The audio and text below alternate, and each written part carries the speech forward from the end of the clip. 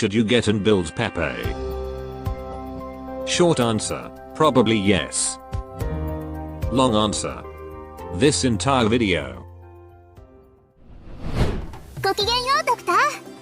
たっときパーディシャーの命を受け、領地における提携プロジェクトについての商談に参上したよ。私の名はシュナペカペサキトハトシェプスト。でも友人たちはみんなペペと呼んでくれるんだ。Operator Pepe. Full name. You know what? I don't even dare. A feline who is a renowned historian from Sargon with many tales of daring action. She is also the eldest daughter of a respected Padishah. It is said that her family has long been a historian, who records the magnificent history of Sargon, since the age of King Lugal Zargus. And now, this cat is at Rhodes Island to help us on a series of archaeological surveys in Sargon, as a field operator. Alright, Pepe is our newest limited 6-star operator, and is the first 6-star in Earthshaker Guard. Officially making it a rather hard to get archetype, at least for now.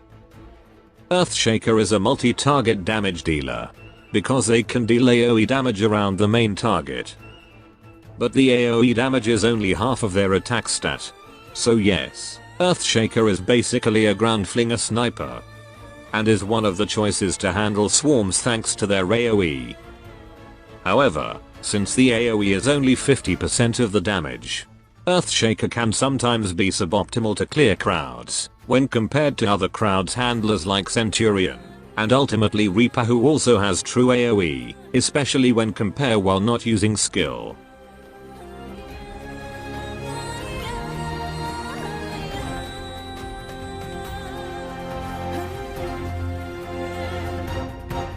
By the way, in Pepe's case, she specialized in DPS, and also crowd control through her multi-target, and S3 stun ability.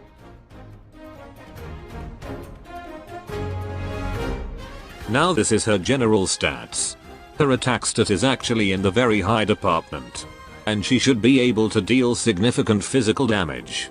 But like I said, it's only for the main target.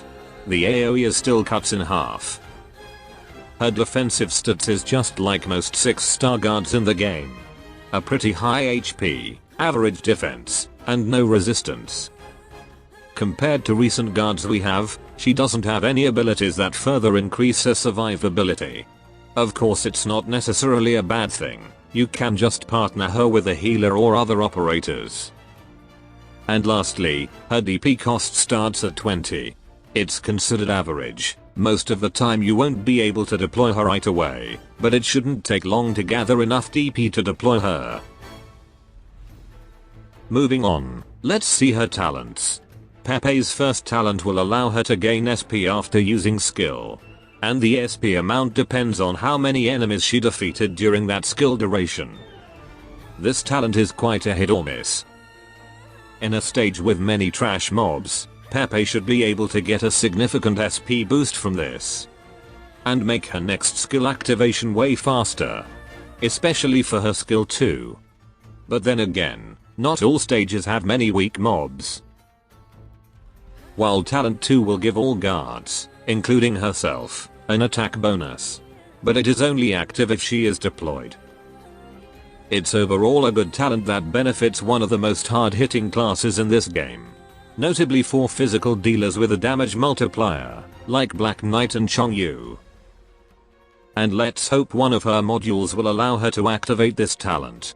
Without being deployed like Icha. If that do happens, that would open up a lot more strategy, and makes Pepe more useful.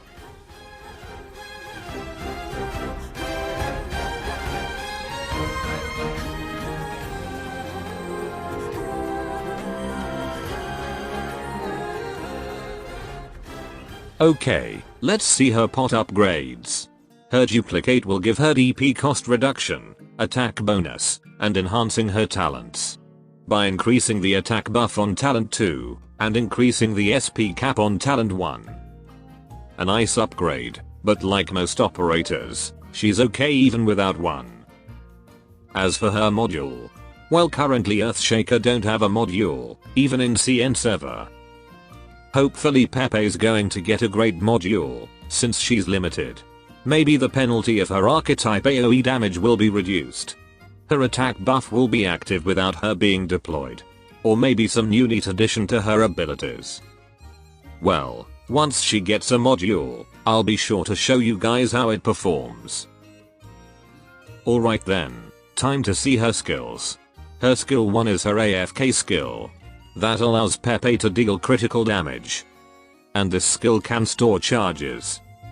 The most interesting part, however, is the ability to break free from negative status whenever she attacks with this skill, making her a good operator to bring in stun or frozen heavy stages, like in chapter 6. The skill cost is also quite cheap, so she could spam the heck out of it. But if you already built a therapist medic, I would suggest you use them to counter the negative status, so Pepe can use her stronger skills. Next up, her skill 2. Pepe's attack range will expand, and she will gain attack and attack speed bonus. With more attack speed bonuses given each time she activates this skill, capped at 2. With this skill, Pepe should be able to clear swarms and deal damage more efficiently. The extra range also helps her to reach a target that is normally unreachable, or to use her behind someone else. This skill also has a pretty quick cycle, especially if she manages to make the most out of her talent 1.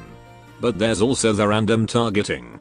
However, from my experience, this skill random targeting rarely results in a bad thing, because of her constant attack, AoE and attack range that isn't too wide. The random targeting might also help in a situation where there's an enemy with bigger aggro.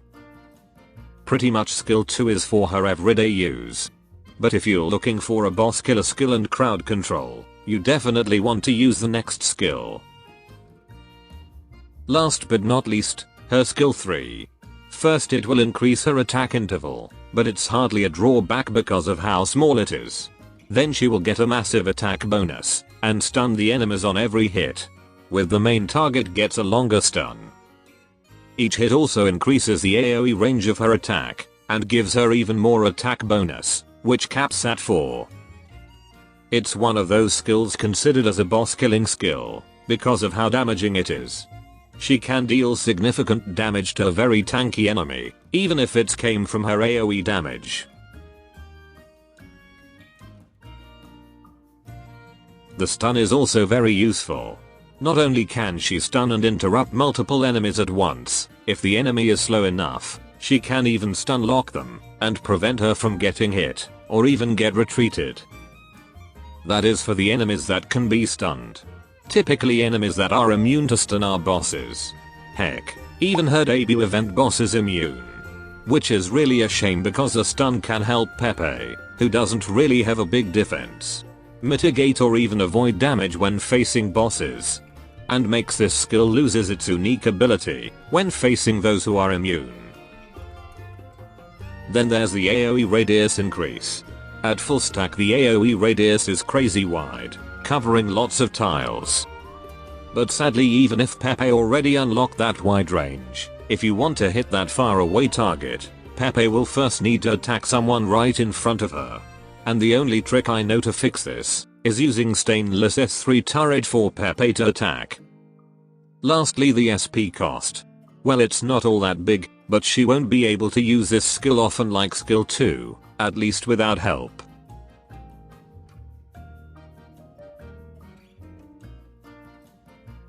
For skill mastery priority. As a multi-target dealer, you should go and upgrade her S3 first, to increase its attack buff and reduce its cost. Her other skills are unnecessary, but you can master her S2 if you want a skill that can be used more often. Moving on, one thing that is undoubtedly bad about Pepe is her base skill. The first skill will let her increase the order limit per one level of the trading post she's in. It's nothing bad, but nothing great either. However, her skill 2 is a whole different story. This is the current and official translation I got. But to put it simply, if you assign Pepe to the trading post, she will start making a special pure gold order, as seen by that base skill icon of hers. And she will make LMD out of thin air without costing a single gold. Which sounds nice, until you realize the reward is always 1k LMD, and takes around 4 hours to get a new order. And for whatever reason, Pepe makes that trading post deny acquisition boost from other operators. Overall it's inefficient and you better not use her in trading post. Too bad she can't make or undem out of thin air. That's going to be more than enough reason to get her. So ladies and gents, should you get and build Pepe? Overall, Pepe is a good guard to cover most of your lane holding and multi-targeting needs, and is more than a good operator to players who started playing around this 5th anniversary. However, you who already played for a long time, or have a bunch of strong 6-star guards, no doubt will find her unnecessary. Aside from the attack buff for all guard, there's nothing really new or unique about her. And it shouldn't be too hard to find alternatives to what she provides. Which is honestly a shame for a limited character. So yes, a good, but not a meta-defining guard that new players will find useful, but older players might find unnecessary. But do remember, since she's limited, her debut is the best place to get her. She will be difficult to get after that. That should be all. Adios.